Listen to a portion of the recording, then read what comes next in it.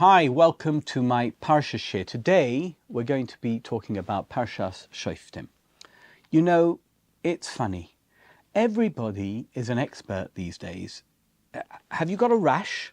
No problem. Don't call a doctor. Just Google it. Do you need legal advice? Don't waste your time with lawyers. There's a subreddit for that. Do you have relationship problems? Don't worry. TikTok has your back. And now, of course, there's ChatGPT. Type in your question and voila! ChatGPT is an instant Torah scholar, therapist and tax accountant all rolled into one. But here's the problem.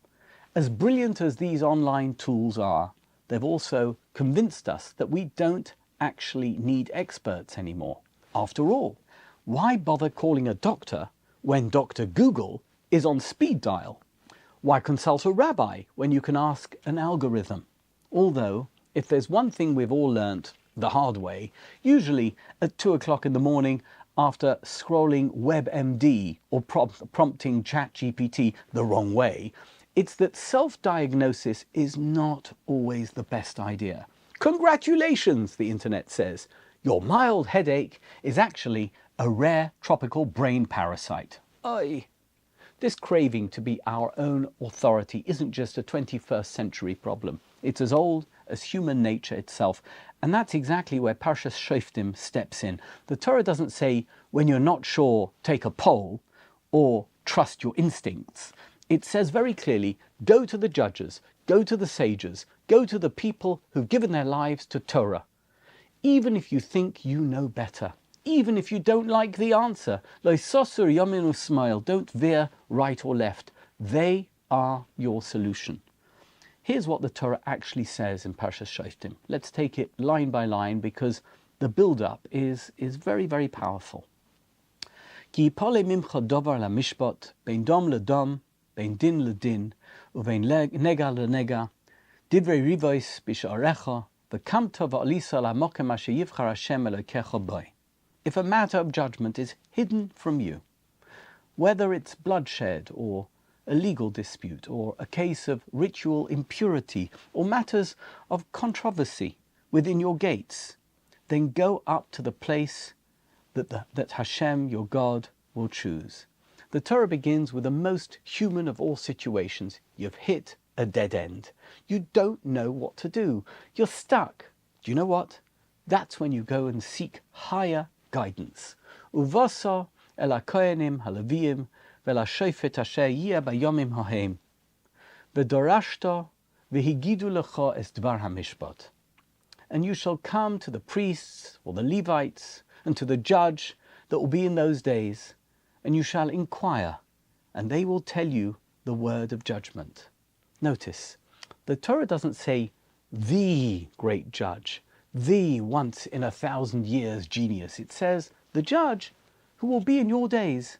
It doesn't have to be Moshe Rabbeinu or the Rambam or the Chofetz Chaim, just the rabbi and sages of your generation.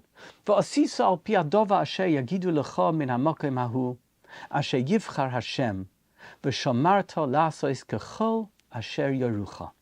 And you shall act according to the word that they tell you from that place which God will choose, and you shall be careful to do all that they instruct you to do. To be clear, this isn't optional advice. It's not a matter of take it under consideration.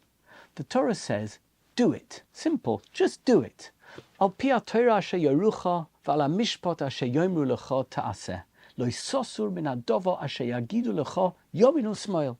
According to the Torah that they will teach you, and according to the judgment that they tell you, you shall do. You shall not deviate from the word that they tell you, neither to the right nor to the left. That's the punchline. Lo yisosur yamin usmail. Don't veer off. Don't try to be smarter than the system. Do what they say. V'ha'ish asher yaseh bezodoin levil tishmai al hakohen el hashofet umeis ha'ish hahu bi'art hara miYisrael v'chol ha'am yishma'u v'yira'u v'lo yazidun oid. But the person who acts defiantly, refusing to listen to the priest or to the judge, that person will die, and you shall remove the evil from Israel. and all the people will hear and be afraid, and they will not act presumptuously again. I think that's pretty stark. The Torah is saying, without equivocation, authority matters. Because if everyone just follows their own head, society collapses. Moshe Rabbeinu lays it out very, very clearly. When you're in doubt, when there's conflict, don't freelance. Go to the sages. But here's the obvious question. That's great when there's a Beis Hamikdash, the temple in Jerusalem, when you can literally go up to the place God has chosen. But what about when it's gone? The Yerushalmi in Maseches Brachos sets out a beautiful scene. Moshe actually asks God this very question. Ribono Shel Olam, what happens when there's no temple? Who will judge then? And God answers the Torah scholars of every generation. They carry the authority. The chain doesn't break just because the building is destroyed. They become the equivalent of the Beis Hamikdash of the temple. And that's exactly how the Sefer HaChinuch understands this mitzvah. The mitzvah to listen to the sages isn't tied to Jerusalem or even to a Sanhedrin. It applies everywhere, to everyone, in every generation, which is, if you think about it, a radical idea, because it means that the rabbis of today aren't just nice to listen to or helpful guides. They're actually the living continuation, the living embodiment of the Sanhedrin, of the Beis Hamikdash. The Gemara in Rosh Hashanah takes it even further, and frankly, this is the one people really don't like. The Pasuk says, go to the judge. Who will be in your days? The Gemara says, don't romanticize the past, which means you don't get to say, well, if only I'd lived in the time of Rabbi Akiva, then I'd listen. But this guy, this Dayan, that rabbi, no thanks. They don't deserve my attention. No. The judge of your day is the one you are meant to listen to, even if you think earlier generations were bigger, better, and wiser. Now here's where things get really interesting, because you might be thinking, okay, fine, if I have a halachic question, I'll go to a rabbi. Milk and meat, Shabbos laws, is this a good esrog? Sure, that's the rabbi's lane. But if I'm deciding whether to take a new job, or whether to move house, or how to handle some tricky family dynamic, come on, that's not halacha, that's just life. I can figure that out myself. I don't need to go to the rabbi for that. Not true. Listen to how some of the Rishonim and Achronim frame it.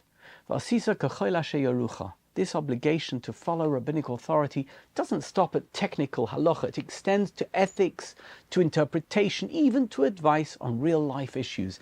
And not just as good advice if you want it, but as binding guidance. Why? Because halacha isn't a narrow rule book about keeping kosher and keeping Shabbos. It's a way of life. Halacha. Torah isn't meant to be quarantined in the synagogue or the Beis Medrash.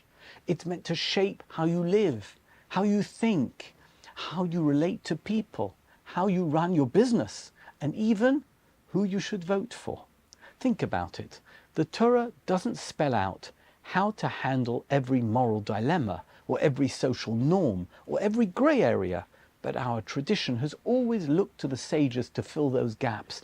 Sometimes they draw from the Masorah. Sometimes it's reason, logic. Sometimes it's from societal norms. But they're bringing all of it into the orbit of Torah. It's amazing. Think of it like this. When you go to a Torah scholar, you're not just outsourcing your halacha. You're saying, I want someone who has lived and breathed Torah his entire life to weigh in on my life. Not because he is familiar with how to use Google, and not because he has some magical superpower, but because his entire operating system is Torah. And this isn't new. There's a very old tradition, much older than people think, of turning to the chachamim, not only for a psak halacha, but for life guidance. Should I go into this business? Should I marry this person? Should I relocate to this city? The instinct among the ordinary Jewish folk wasn't, that's private and nothing to do with a rabbi. The instinct was, Rabbi, if Torah is emes, if the Torah is truth, then I want Torah to help me find the truth in this situation as well. And by the way, That means rabbis have a big responsibility. If people are coming to you not only for halacha but for life guidance, you'd better know what you're talking about. That means being educated, being properly informed, and having real world awareness. It's not enough to just say, well, I learned a few mesechtas of Talmud in the yeshiva, therefore I can tell you how to run your business or whether to sell your company. The rabbi's authority only works if it's rooted in integrity, in humility, and most importantly, in knowledge. Otherwise, it's abuse, not leadership. And that's where the Kuzari has an image that is so striking. He says, we're all like travelers down on the ground, standing at a crossroads where every path looks the same. To us, they're indistinguishable. But the Torah sage is up on the balcony. In modern terms, he's manning a drone overhead with a camera. The Talmud Chacham has perspective. He can see which path leads to a dead end and which path leads to the destination. And if you trust him and follow his directions, you'll get where you need to go. But if you stubbornly insist on choosing your own way, you might very well get lost. So yes, rabbis are meant to guide even in non-halachic matters. But that doesn't mean blind obedience. It means choose your sages wisely. Make sure they are Torah scholars. Make sure they're the ones really standing on the balcony. They're the ones with the drone. And make sure that they really know what they are talking about. The Chazon Ish does not mince words on this topic. For him, dividing Torah or Torah scholars into two compartments is borderline heresy. You can't say, halacha, sure, rabbis have authority there, but when it comes to business, politics, ethics, society, that's my personal choice. The Chazon Ish says that's exactly how Jews in medieval Germany started slipping away from Judaism. First, they were ignoring what the Talmud and rabbinic laws had to say in terms of practical life, but eventually they dismissed anything that the Talmud and rabbinic laws had to say. In fact, the Chazon Ish uses the strongest possible language on this topic. Anyone who casts doubt on Chazal, he says, whether in halacha or in agada, is basically spitting on the Masorah, on tradition. The Chazon Ish calls it blasphemy. He says such a person is a heretic, which means he is disqualified as a witness, and his shchita isn't kosher. That's heavy stuff. Now, whether you agree with the severity of his wording or not, the point is clear. For the Chazon Ish, Torah is not a menu where you pick the parts you like. It's a total, encompassing worldview. And what's most important as far as he is concerned is that rabbis are not part-time consultants. On the contrary, they are the guardians of that Torah worldview. Rav Shlomo Aviner, the Rosh Yeshiva of Ateres Yerushalayim, also writes about this topic. He has quite a different take, and he doesn't shy away from the obvious fact that even the greatest rabbis can make mistakes. As he points out, and this isn't some radical new thought, because it's right there in the Torah, Moshe Rabbeinu himself, the greatest of all the prophets, made mistakes, 3 times no less, in ways the Torah makes sure to record. And if Moshe wasn't infallible, then neither is anyone else. The Torah even gives us a special korban, the Par Ha'elam Dovar Shel Tzibur, brought when the Sanhedrin gives us a mistaken legal ruling and the people act on it. Built into the system is the assumption that leaders will sometimes make mistakes, which leads Rav Aviner to a simple but profound conclusion. Following rabbinic authority doesn't mean pretending they're always right. It means recognizing that an expert's occasional mistake is still far better than the endless errors of amateur self-confidence. In other words, trust the doctor, even though he's human, because the alternative is WebMD, ChatGPT, and panic attacks. And Rav Aviner adds something that's so beautiful. Emunat chachamim. Faith in Torah scholars, he says, isn't about blind, shallow obedience. It's about a deep trust rooted in the recognition that these sages have given their lives over to Torah. Let's face it, they're on a different planet, on a different plane, not because they're infallible, but because their entire world is Torah. And yes, if a student sees his rabbi going off track, there's even a mitzvah to respectfully correct him. So the relationship isn't mechanical obedience. It's a covenant of trust and reverence. Rabbi Dessler takes a totally different approach. He's not worried about mistakes so much as about disagreements. He looks at the sea of machloikas in halacha and agoda and says, don't get confused. It's not chaos, and it's not actually contradiction. In halacha, yes, there can be practical disputes about how to act in particular situations, but in essence, both sides are still true. That's his interpretation of the famous line, Elu ve'elu divrei Elokim chaim. These and those are the words of the living God. To Rav Dessler, it means that each opinion is a genuine reflection of divine truth, not competing truths. Think about that, but complementary perspectives. Imagine two people describing the same diamond from different angles. One sees the brilliance of one facet, the other sees the glow of another. Neither of them is lying, neither is wrong. They're both giving you a glimpse of something real. It's avant-garde in action. We see the same thing, just differently. What this means for rabbinic authority is subtle, but it's also powerful. The fact that rabbis disagree doesn't diminish their authority, it enriches it. The Torah is too vast, too deep, and too multifaceted to be pinned down by one voice. So God gives us many voices and many perspectives, each carrying a shard of truth. Our job isn't to despair at the contradictions, but to realize we're being invited to see more. The Rambam in Moreh Nevuchim flat out admits that Chazal sometimes got it wrong.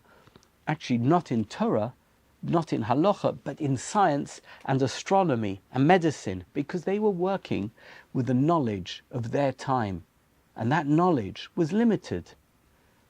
That's why, the Rambam says, you don't have to tie yourself into crazy knots trying to reconcile every Talmudic statement about the cosmos with modern science.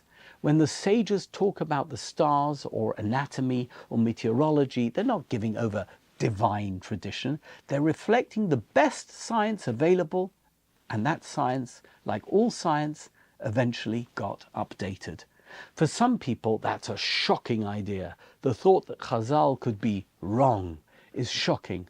But for the Rambam, it's not an insult at all. It's a sign of respect. It means we take their words seriously as the greatest intellectuals of their time, but we don't confuse human scholarship with divine revelation. Torah is eternal, but astronomy and science is provisional. And knowing the difference between the two actually strengthens Torah, because it stops us from making it look foolish by tying it to outdated science. Rav Shlomo Aviner puts the problem on the table with refreshing honesty. Rabbis sometimes make mistakes, period. And if that rattles you, remember, the Torah itself tells us that Moshe Rabbeinu, the greatest prophet who ever lived, the man who spoke ponim el ponim, face to face with God, he made mistakes 3 times. If Moshe could make mistakes, no one is beyond error. So, Rav Aviner asks a good question. This is the question. If rabbis can be wrong, why should we follow them at all? His answer, borrowing from the Sefer HaChinuch, is elegant and it's real. It's wonderful. It's better to follow a Torah sage who is right most of the time and wrong occasionally than to follow your own instincts and be wrong constantly. Think about it.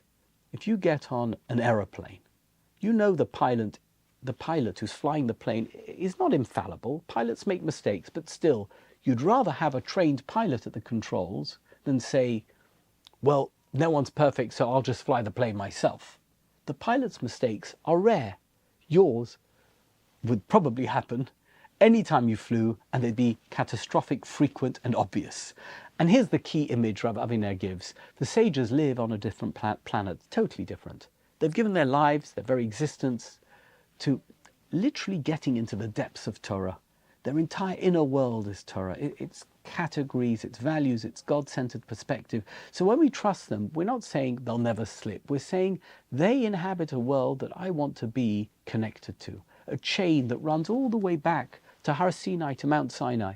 Trusting them is trusting that chain, which goes back thousands of years. So yes, rabbis are human, but for Rav Aviner, that's not the end of the conversation. It's the beginning of trust, because the real question isn't, are they perfect? The real question is, whose world do I want to live in? The world of Torah or the world of my own ego?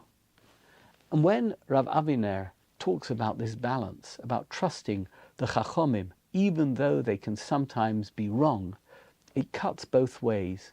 The great Torah leaders didn't see emunas chachamim as a blank check for authority. On the contrary, they understood the enormous responsibility that came with it. They knew when to speak and when to stay silent, when to issue guidance and when to admit that a decision lay outside their domain. And that's exactly why people trusted them. Take Rav Moshe Feinstein, for example, just one example. For decades, he was the undisputed posek achron in America. Everyone knew that if you wanted a real halachic answer, you consulted with or wrote to Rav Moshe. And yet, Rav Moshe Feinstein had this extraordinary humility. There are multiple stories of him issuing a psak, only to have someone later come back with a strong source he hadn't considered. And what would he do? He didn't dig in his heels. On the contrary, he would quietly retract and sometimes even publish a new tshuva in his sefer, correcting himself. Imagine that. The Gadol Hador openly saying, you know what, I changed my mind.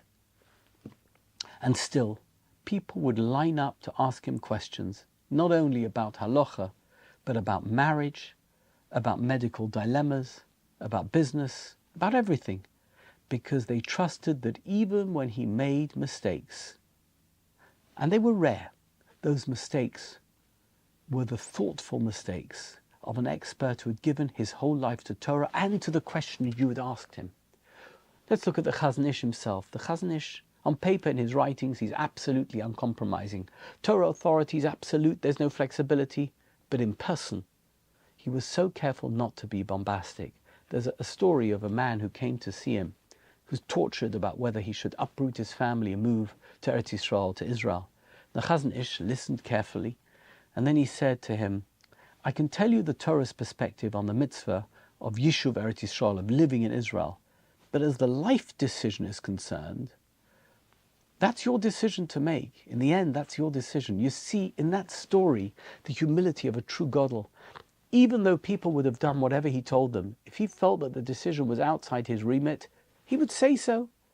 He didn't guide the person to do something that would be bad. He just gave him his perspective. And then there's Rav Yaakov Kamenetsky, here's another one, famous for his honesty and straight thinking. A businessman once asked him a complicated question about a real estate deal. And Rav Yaakov answered, halachically, I can tell you what the Shulchan Aruch says. And it could be what you are doing in this deal is okay according to the halacha. But ethically, you know as well as I do what the Torah expects. I don't need to paskin that for you. It's an incredible answer. Do you hear the balance? On the one hand, he said what the halacha says. But on the other hand, he had the wisdom to say, don't use me as air cover to whitewash an unethical business deal. Rav Shlomo Zalman Auerbach was also very nuanced. He was the posek who literally invented halacha for everything relating to electricity. He dealt with the cutting edge of science all the time. He was totally open about the fact that you can't decide halacha from the Gemara alone and from Shulchan Aruch alone. He was constantly consulting with doctors, engineers, physicists, to make sure he actually understood the reality before he gave a ruling. And he used to say this, if I paskin without checking with the experts, I'm guilty of distorting Torah. That's humility. But it's also responsibility. He wasn't afraid to guide, but he made sure his guidance was grounded in facts and in truth. And that's why people not only came to him with their Shabbos questions and their electricity questions, but also with questions about a new job or how to handle family dilemmas. They knew he would listen, consider, reflect, think, and most of all, take great care to know what he was talking about before he told them what to do. And of course we have Rav Ovadia Yosef. He was a lion, a man of total conviction. He believed with all his heart that the Sephardic world needed a single halachic voice, and he took on that role, he took on that responsibility fearlessly. And yet, if you read his responses, tshuvas, you'll find case after case where he changes his mind. He'll quote his own earlier ruling, and then he writes, and now I've reconsidered, and this is the correct position. To me, that's astonishing. To be so strong in your leadership and yet so humble in learning. To be able to say both, I will lead and I will admit when I'm wrong. That's exactly the balance Rav Aviner is talking about. So, no, Gedolim aren't great because they're infallible. They're great because they know they're human and still they carry the weight of Torah with humility and courage. And that's why we trust them. Not because they're perfect, but because they've given their lives to the pursuit of God's truth. But I have a question. Once you admit that sages can disagree, and the rabbis always seem to disagree, I mean, you have to admit that, right? You run into a whole new problem. If Rav Moshe Feinstein says X and Rav Ovadia Yosef says Y, surely they can't both be right. What exactly are we meant to do? I mean, which halacha do we follow? If we have to listen to Torah scholars, who should we listen to? And if no Torah scholar is wrong, why are there so many different opinions? Rav Dessler has a completely different way of looking at this particular issue. Rav Dessler insists that in matters of theology, there is no such thing as real dispute. You don't find two rabbis arguing, for example, about whether God exists or whether life has purpose. That's not an argument, nothing to discuss. And even in halacha, the disagreement is never about truth itself. It's only about practice, how you translate God's will into real-life situations. The substance, the essence, is always true on both sides. You have to keep Shabbos. How to keep Shabbos may differ. That's what Chazal meant by the famous phrase, Elu ve'elu divrei Elokim chaim. These and those are the words of the living God. In Rav Dessler's view, every disagreement is rabbis looking at a glittering diamond, as I said before, but looking at it from different angles. One rabbi sees the brilliance of one facet, and the other rabbi sees the gleam of another facet. Neither rabbi is wrong. They're both telling you about the same jewel from their perspective. And the more you study both, the richer your picture of the diamond becomes. So suddenly, disagreement stops being a bug in the system and becomes the very feature that makes Torah infinite. If everyone agreed all the time, Torah would be flat and one-dimensional thing. But because Beis Shammai and Beis Hillel see the same reality differently, we get two truths, both divine, both alive, and each of them showing us a deeper, dynamic layer of what Torah is all about. And maybe that's the ultimate answer to the Chaznish's fear. He's worried that if you let people doubt Chazal, everything will collapse. Rav Dessler kind of flips it on its head. The diversity of opinions, the differences, the arguments, they don't weaken Torah, they strengthen it. They show us that Torah isn't a single voice frozen in time, it's a living, dynamic symphony where every note matters. So where does all this leave us? Rav Aviner tells us, trust the chachamim, even though they can make mistakes, because better to follow a Torah-formed mind than your own ego. Rav Dessler says, don't be fazed by disagreements among rabbis. Multiple opinions on multiple angles on the same divine truth. And the Rambam reminds us, rabbis are not infallible in everything, and Torah is not threatened by science moving on. And yet, with all of these nuances, with all of this humility, we circle back to a central truth. Without emunas chachamim, the trust that our sages are the guardians and transmitters of Torah, the whole system collapses. Emunas chachamim has been the cornerstone of Jewish education for all time, ever since there were Jews, and history proves it. It has preserved not just the authority of rabbis, but the Torah itself, and also the continuity of tradition, plus the ability of Am Yisrael to keep mitzvahs generation after generation. Without emunas chachamim, there is no transmission. Without emunas chachamim, there is no Masorah, there's no tradition. Think about it. We've survived empires, exiles, crusades, inquisitions, pogroms, the Holocaust, and now the turbulence of modernity. What is it that has kept us anchored?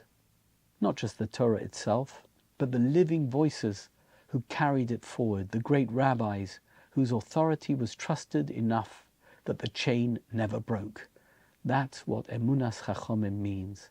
Not blind faith, not hero worship, but a deep, loyal trust in the system of Torah leadership that began at Sinai and has never been broken. So yes, rabbis are human. They can disagree. They can even be wrong. But without the framework of trusting them, of respecting them as the bearers of Torah, of tradition, we'd have lost the plot centuries ago.